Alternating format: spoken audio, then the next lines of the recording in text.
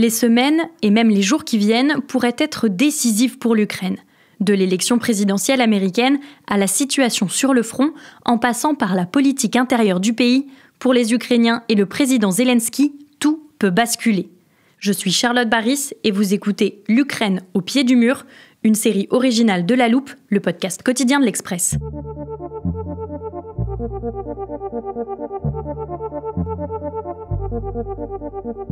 Au printemps 2022, quelques semaines après l'invasion russe de l'Ukraine, la guerre aurait pu s'arrêter. En avril de cette année-là, à Istanbul, des délégations de chacun des deux pays sont réunies sous la houlette du dirigeant turc Recep Tayyip Erdogan. Des rencontres ont eu lieu en amont et un texte est élaboré.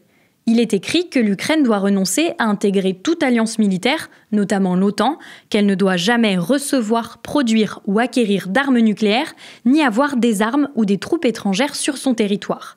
En contrepartie, les Ukrainiens bénéficieraient d'un mécanisme de sécurité prévoyant l'intervention d'autres États en cas d'attaque armée. La Crimée est exclue de ce potentiel accord, restant dans le giron de Moscou. Le sort d'autres territoires séparatistes, comme le Donetsk, n'est pas tranché. Finalement, avant la signature en Turquie, la Russie aurait demandé que le russe soit reconnu comme la deuxième langue officielle de l'Ukraine, que les sanctions soient levées et que les procédures engagées auprès de la Cour pénale internationale soient abandonnées. Face à ces ajouts, les Ukrainiens auraient claqué la porte, influencés, d'après les Russes, par les Occidentaux. Tous ces revirements sont difficiles à vérifier, mais cet événement montre que la diplomatie s'agite en coulisses pour mettre fin à la guerre. Et après bientôt 3 ans de conflit, tout pourrait bien s'accélérer. L'un des signaux qui montre l'accélération des négociations sur l'Ukraine, c'est l'élection américaine. On en a parlé hier avec Charles Laquet et Charlotte Lalanne du service Monde de l'Express. Et ils sont de retour en studio aujourd'hui. Bonjour. Bonjour. Bonjour. On a évoqué dans l'épisode d'hier la rencontre entre Joe Biden, Emmanuel Macron, le Premier ministre britannique et le chancelier allemand, qui ont également fait une déclaration conjointe allant dans le sens d'une solution diplomatique. Est-ce qu'il y a d'autres exemples comme celui-ci ? Le plus frappant, c'est peut-être le chancelier allemand Olaf Scholz qui a déclaré tout récemment devant le Parlement allemand que, parallèlement à un soutien clair à l'Ukraine, il était temps de faire tout ce qui était, je le cite, tout ce qui est en notre pouvoir pour examiner comment nous pouvons parvenir à une situation où cette guerre ne se poursuivra pas indéfiniment. Et il s'est dit, et là c'est quand même assez nouveau, ouvert à des discussions avec le président russe Vladimir Poutine. Il y a aussi d'autres signaux, par exemple cette interview au New York Times du président tchèque en septembre dernier, un chef de l'État qui n'est pas tout à fait n'importe qui, puisque c'est un ancien général de l'OTAN, un soutien de la première heure de l'Ukraine, et qui déclare que l'Ukraine doit être plus réaliste sur ses objectifs. Cet été en Suisse, il y a d'ailleurs eu un sommet pour la paix qui était sans les Russes. Le président turc continue d'être un médiateur important. On sait que depuis les négociations qui ont eu lieu à Istanbul en 2022, d'autres rencontres ont eu lieu dans ce pays, car c'est l'un des rares endroits où les Russes peuvent voyager. Et c'est d'ailleurs par là que les prisonniers ont transité en août dernier. Il faut aussi ajouter qu'une certaine pression monte sur les Russes. On se rappelle cet été de l'annonce lors du sommet de l'OTAN du déploiement de missiles à longue portée sur le territoire allemand à partir de 2026, des missiles américains. Et clairement, ça, c'est pas un développement qui est de nature à plaire à Moscou. Ça, ce sont des indices subtils d'une volonté de négociation. Est-ce qu'il y a des signaux, disons, plus visibles ? Alors, la situation sur le front, les Russes disent encore gagner des villages, mais pour l'instant, ils n'ont bien sûr pas fait de percée significative. Côté ukrainien, malgré la contre-offensive dans l'oblast, c'est-à-dire dans la région de Koursk, une région de Russie, dont on a déjà parlé dans La Loupe, les Ukrainiens ne reprennent pas l'avantage militaire, ils n'ont pas les moyens. Quant aux Occidentaux, ils n'ont pas, eux non plus, la capacité de production nécessaire pour répondre aux besoins de l'armée ukrainienne. Et encore moins si les États-Unis se désengagent. Ils savent que la voie de la négociation est nécessaire. On peut évoquer par ailleurs le sommet des BRICS en Russie, qui a été malgré tout un succès diplomatique pour Poutine. Près de 3 ans après le déclenchement de son invasion à grande échelle, le président russe est parvenu à réunir une vingtaine de chefs d'État, ce n'est pas rien. C'était des membres des BRICS ou des proches de ce club de pays émergents, sans compter la présence assez remarquée du secrétaire général de l'ONU à ce rendez-vous. Sa participation au sommet des BRICS en Russie est vivement critiquée par l'Ukraine. Mais le chef de l'ONU, Antonio Guterres, compte bien faire entendre sa voix et réitérer son appel à la paix. Le cas de la Chine est intéressant parce que, comme sur la situation au Moyen-Orient, sur l'Ukraine, la Chine cherche à se présenter comme un acteur plus neutre que les États-Unis. D'ailleurs, lors d'un sommet militaire, un officiel chinois disait que pour résoudre les questions sensibles comme la crise en Ukraine et le conflit israélo-palestinien, la promotion de la paix et des négociations est la seule solution. De nombreux pays poussent donc pour des négociations, mais qu'en pensent les principaux concernés? La réponse dans la suite de cet épisode.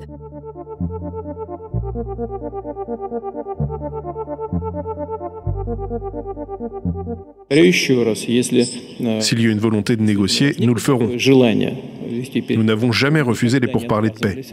Début septembre, lors d'un sommet économique en Russie, Vladimir Poutine a assuré ne pas être contre les négociations.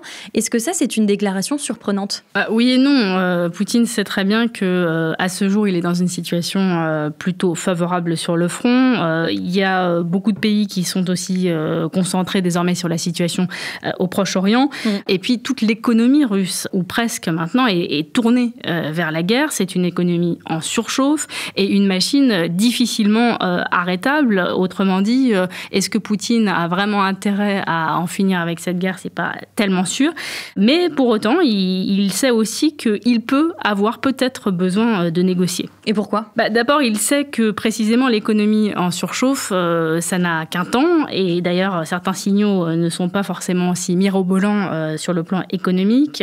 Poutine creuse énormément dans les économies russes parce que les dépenses explosent. Je rappelle que la Russie aura triplé ses dépenses militaires d'ici la fin de l'année. Le budget de la défense représente maintenant 40% des dépenses publiques. C'est absolument colossal.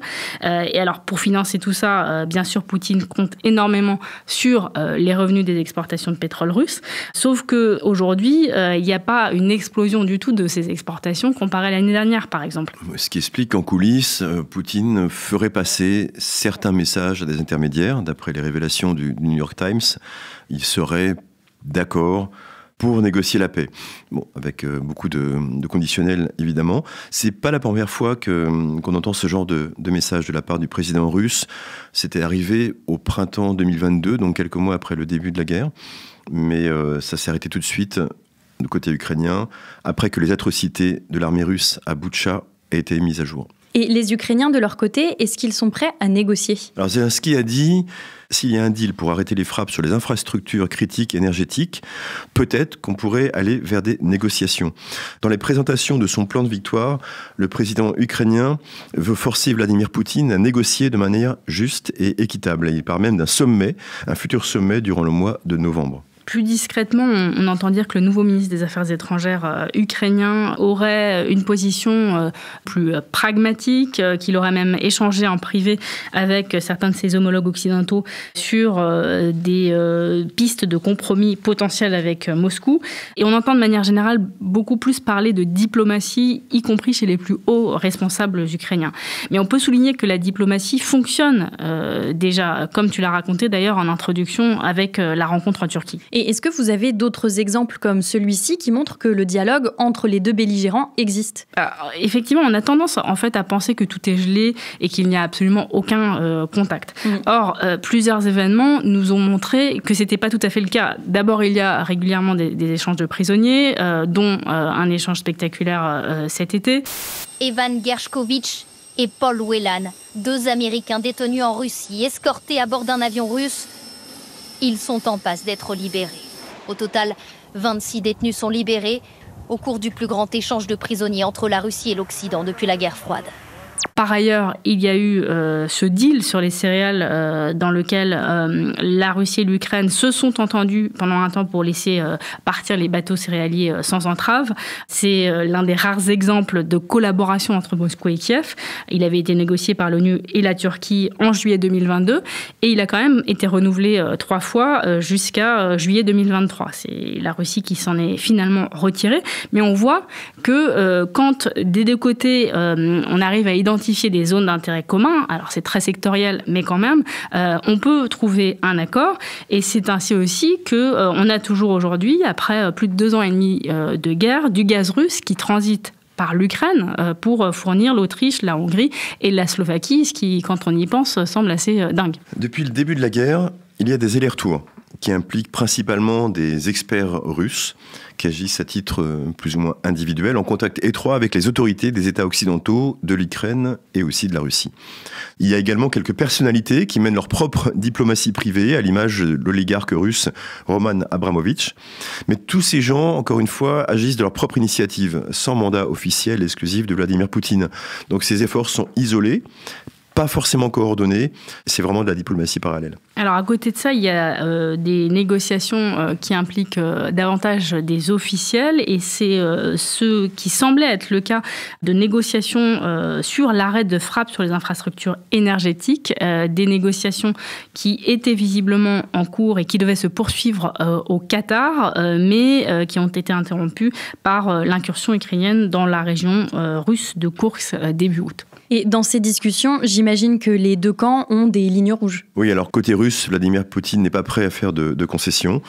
Il veut garder les 4 régions qu'il occupe actuellement, plus la Crimée qui était annexée en 2014. Et il ne veut pas de l'adhésion de l'Ukraine à l'OTAN. Côté ukrainien, il n'est pas question qu'on gèle la ligne de front, ce qui permettrait à Poutine de récupérer ces 4 régions. Et surtout, ils veulent des garanties de sécurité pour l'avenir. Ce qui est vraiment le cœur des discussions et des enjeux depuis le début des entre guillemets, négociations. Oui, à Istanbul, les négociations que tu évoquais au début de l'épisode, elles sont allées assez loin et justement, elles butent pas seulement sur ce point, mais notamment sur le fait que les Occidentaux n'arrivent pas à se mettre d'accord sur des garanties de sécurité qui sont suffisantes aux yeux de l'Ukraine. Et le problème, c'est que c'est toujours le cas aujourd'hui. Ni les États-Unis, ni l'Allemagne ne veulent entendre parler pour le moment d'un format OTAN. Alors, peut-être qu'une possibilité serait une invitation officielle de l'Ukraine à l'OTAN. Donc, ce n'est pas une intégration à proprement parler, mais pour Kiev, ce serait déjà un pas très important. Les discussions pourraient donc s'accélérer dans les prochaines semaines. Alors, on va maintenant s'intéresser aux différents scénarios de la fin de la guerre sur lesquels travaillent les négociateurs.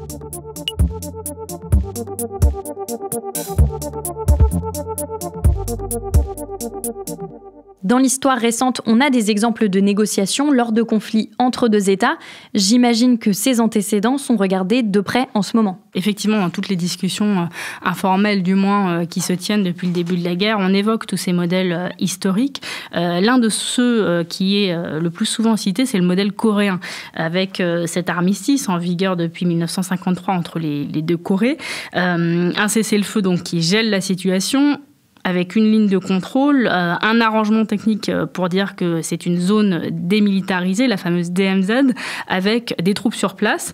Deuxième modèle qui est évoqué, c'est le cas israélien, c'est-à-dire armer l'Ukraine jusqu'aux dents et s'engager, comme le font les Américains, à protéger l'Ukraine en cas d'agression. Bon, là, il n'est pas du tout sûr que le Congrès américain apporte le soutien suffisant à l'Ukraine pour que ce soit viable. Si dans 2 ans, ils décident d'arrêter l'aide, on se retrouvera dans une situation qui n'est pas du tout stable. Et donc, là encore, c'est un modèle qui paraît pas forcément s'appliquer, du moins pas complètement au cas ukrainien. On peut parler de la Finlande, donc le modèle de la finlandisation. Après l'invasion soviétique en 1939, les Finlandais se sont battus férocement. Ils ont réussi à arrêter l'armée russe, mais ils ont dû concéder une perte importante de territoire. La Finlande a accepté d'être neutre, et depuis cette date, n'a pas pris part à l'OTAN jusqu'à, évidemment, avril 2023, après l'invasion de l'Ukraine, où elle a finalement rejoint l'Alliance Atlantique. Le dernier scénario, c'est le plus monumental, c'est le plus spectaculaire, c'est le plus discuté, c'est là où on peut imaginer des lignes rouges, c'est l'adhésion proprement dite à l'OTAN. Paradoxalement, c'est pas forcément la plus compliquée, et en tout cas c'est la plus stable. Et ça permettrait aussi de mettre les Ukrainiens dans une certaine situation. On leur donnerait donc une sécurité totale, et en même temps, on les empêcherait aussi de se surarmer ou de profiter d'un moment de faiblesse, par exemple des Russes, pour essayer de récupérer les territoires et relancer la guerre. Donc ça figerait, ça stabiliserait vraiment la situation sur le très long terme. À noter qu'il y a un précédent intéressant, c'est l'Allemagne, en 1955, l'année donc où elle entre dans l'OTAN.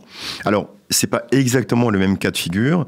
Il n'y a pas la situation spécifique de Berlin. La RDA, à l'époque, n'était pas dans le cas des 4 territoires ukrainiens qui sont occupés par la Russie. Mais il y a quand même quelques leçons à en tirer. Et en tout cas, ça stabiliserait beaucoup la sécurité européenne. On peut donc dresser une liste assez précise des scénarios possibles que proposent notamment les Occidentaux. Alors, je t'arrête tout de suite, Charlotte. C'est un peu plus compliqué que ça parce que, en réalité, la stratégie et les objectifs ne sont pas forcément les mêmes à Kiev, à Washington, à Londres ou à Bruxelles. Tout cela est source de divisions internes assez fortes. Il y a des différences sur ce qui est acceptable, souhaitable, ce qui est possible aussi quant à l'issue de cette guerre. Aux États-Unis, les républicains et les démocrates sont aussi eux-mêmes divisés sur ce sujet. Du coup, on a vraiment une diversité de scénarios en fonction des objectifs des uns et des autres. Alors, je vous écoute. Quels sont les objectifs sur la table aujourd'hui ? Alors, il y a d'abord les tenants d'une victoire que certains appellent une victoire totale, à savoir de récupérer tous les territoires ukrainiens occupés. Reste à savoir lesquels, parce que ça aussi, c'est l'objet de discussion. Est-ce qu'on parle des territoires perdus depuis 1991 ? Est-ce que la Crimée est dedans ou pas ? Ou est-ce qu'on parle des territoires perdus depuis 2022 ? C'est une question.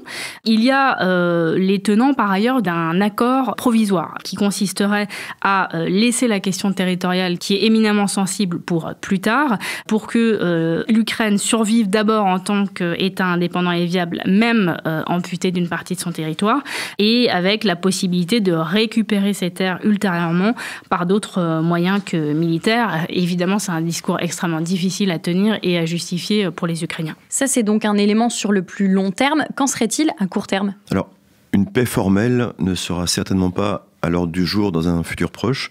On peut imaginer, dans un premier temps, une sorte d'armistice, un cessez-le-feu, faire en sorte qu'aucune des deux parties n'ait à se retirer ou à céder davantage de territoire. Encore une fois, c'est une solution de court terme. Dans ce cas-là, on imaginerait une ligne de démarcation qui serait un peu plus robuste que celle de 2014, avec une mission de surveillance qui soit aussi faite par des soldats étrangers, peut-être par exemple américains, des troupes occidentales. Mais il faudrait voir que ça nécessiterait des dizaines de milliers de soldats qui seraient répartis sur un front qui est très long, plusieurs milliers de kilomètres, et ça coûterait une fortune. Et il faut aussi voir que les solutions provisoires, parfois durent, c'est ce qui se passe en Corée, et ça dure depuis 70 ans. Il reste donc encore beaucoup de questions en suspens. Merci beaucoup à tous les deux d'être venus nous raconter cette enquête. À bientôt. À bientôt. Demain, on poursuit notre série sur ces mois décisifs pour l'Ukraine et on va s'intéresser à ce qu'il se passe à l'intérieur même du pays. Pour ne pas rater cet épisode, vous pouvez, chers auditeurs, suivre La Loupe sur n'importe quelle plateforme d'écoute de podcast, Spotify, Castbox ou Apple Podcast par exemple. Pour nous écrire, je vous rappelle notre adresse mail, laloupe@l'express.fr. On lit tous vos messages avec attention. L'Ukraine au pied du mur est une série originale de La Loupe, le podcast quotidien de l'Express, monté par Solène Alifa et réalisé par Jules Cros.